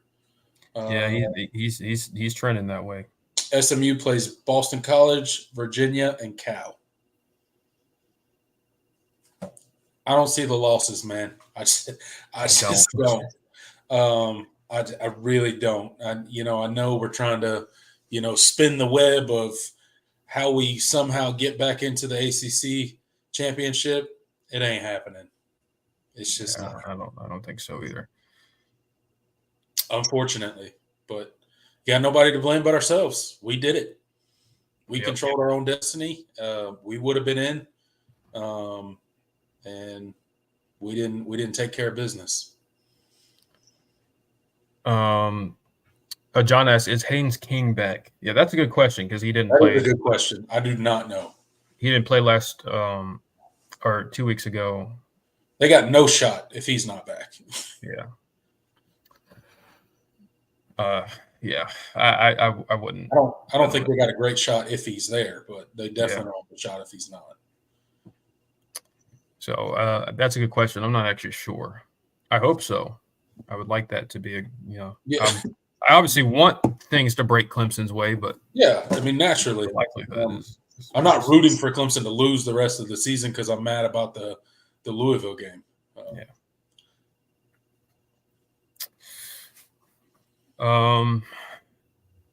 Martin says 11-2 would still be a good season. Yeah, but that's the thing. We don't feel very confident about this team, reaching that benchmark. I don't know that 11-2 is in the cards for this team. It's hard to see this team just from not dropping a game based on what we know right now and what we know about and have seen from this team. Yeah, they have the talent to do it. Like they could, like they have more. They have a better roster than the rest of their schedule and potentially whoever they play in a bowl game. But we've seen them play two teams. Two of the two best teams on their schedule. They went and lost to. Yeah. And only one of them definitively had better players than you. So it's like, well, I don't know, and neither game was close. That's the hard part. Like especially about the Louisville game is like there was nothing fluky about it. Like there was nothing we could excuse about that loss and say, oh, we turned the ball over a bunch of times, or this freak thing happened. Or they had a freak tip pass for a pick six. No, Louisville just played sound fundamental football. They ran the ball extremely well. Yeah. They were special on special teams and they exploited you.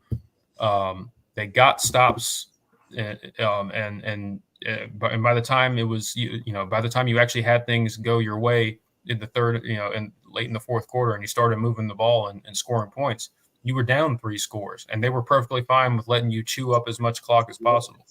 So like, that's the sad part is like there's nothing that we could say to be like, okay, this was a blip in the radar for what this team is. It was like, no, they played you straight up and flat out manhandled you.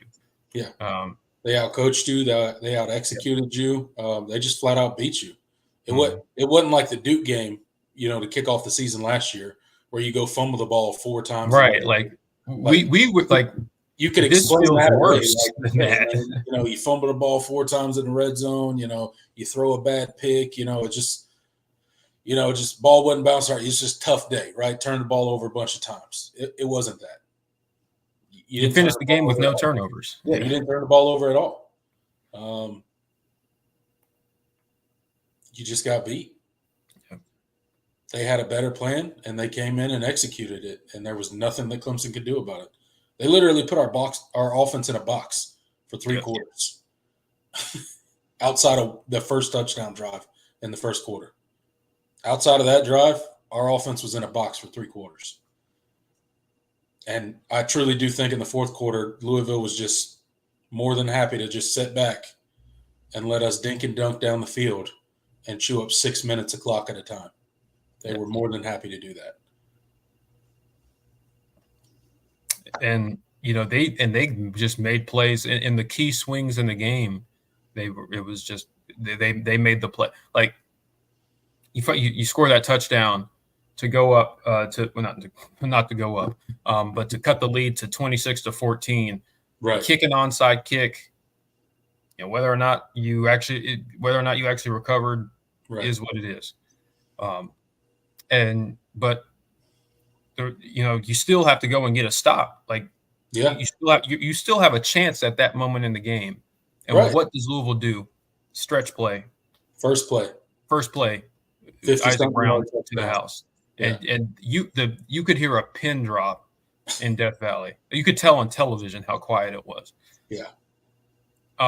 Well, until they started booing because of but of course they had been booing. But like that was the dagger. Like literally, figuratively, literally, they put you to sleep. Like even Isaac Brown did the sleep celebration in front of your student section. Like it's a tough look, man. It's a tough look. Rough. You earned it. Clemson earned it. Yep. Just no backbone in the key moments of the game. and that was the most disappointing. They fought. Like I don't think you never saw Clemson give up, but No, I mean they didn't give up, but there's really nothing they could do. It's too little, too late. Yeah. But yeah, I didn't want to end it on a negative note. This is where we're supposed to be on to Virginia Tech. We were talking about Virginia Tech. Yeah. On to the next. The next. All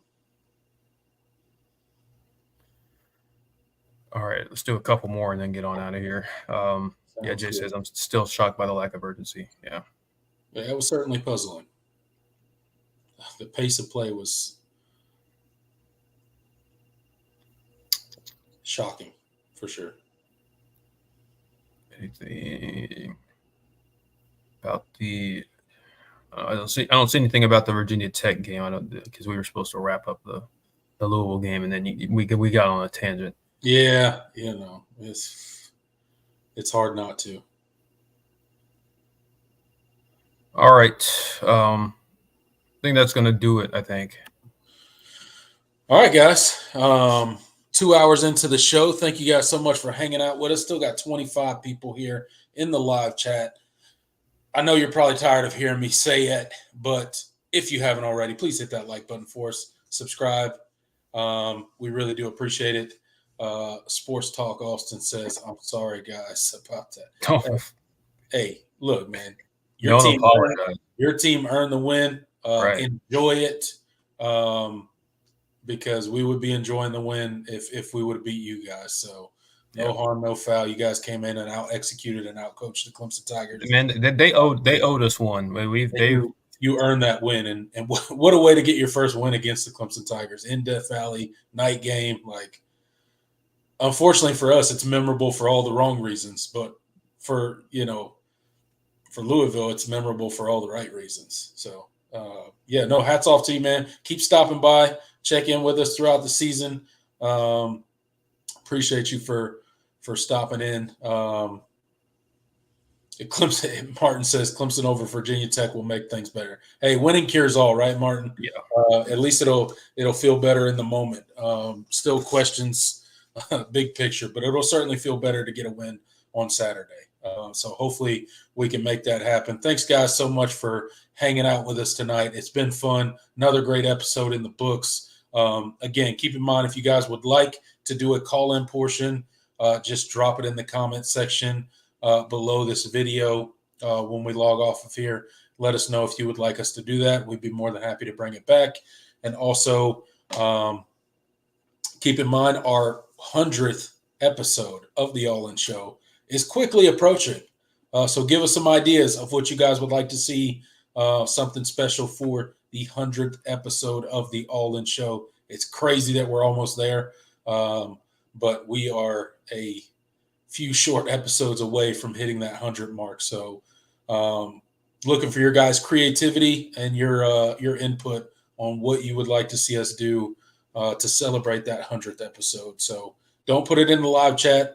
Wait until we log off, come back to the video, and put it in the comment section. But with all of that said, really do appreciate you guys. See you guys on Saturday for the post-game live video. Until then, I'm Tiger Paul Craven. He's Jordan Bowman. Go Tigers. Later, y'all.